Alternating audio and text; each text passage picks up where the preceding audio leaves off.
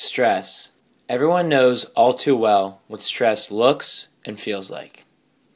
The racing heartbeat, feeling sweaty, and the headaches and anxious feelings are familiar to us all. We experience stress on a daily basis. There are everyday stressors like getting all our homework done, studying for a test, or dealing with a drama-filled social life. However, we also experience major life events that result in a greater amount of stress. These include the death of a loved one, loss of a job, or a big move. While we all know how stress feels, we are often not informed enough about what stress can cause. Stress causes a weakened immune system, meaning that it's easier to get sick when you're feeling stressed out. This is the last thing you need because getting sick when you have a lot to do only leads to more stress.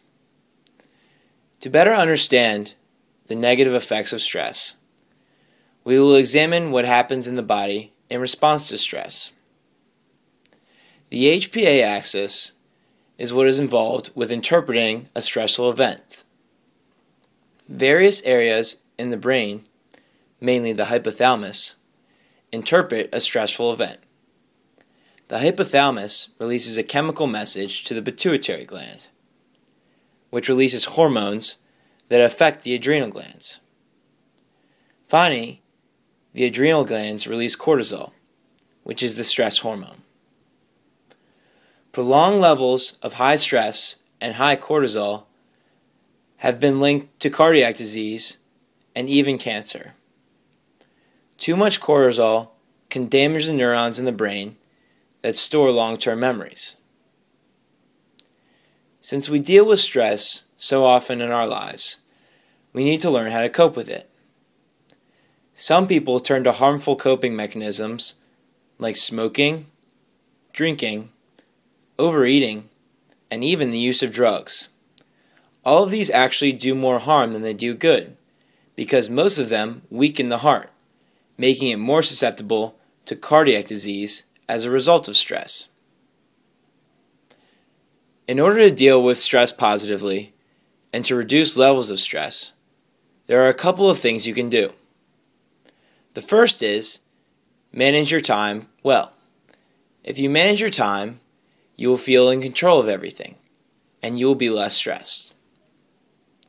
Another way to deal with stress is to view whatever is stressing you out as a challenge instead of a harm or a threat.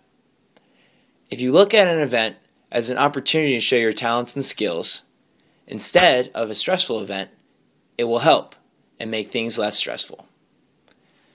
A healthy way to reduce stress is to exercise. Exercise can help get rid of any frustrations you may be feeling and will also release endorphins, which will ultimately help you to feel happier. In the end, stress is different for everyone. We all feel and experience it in different ways. However, we can all do our best to cope with stress in a positive manner and prevent the negative consequences that can occur as a result of chronic stress.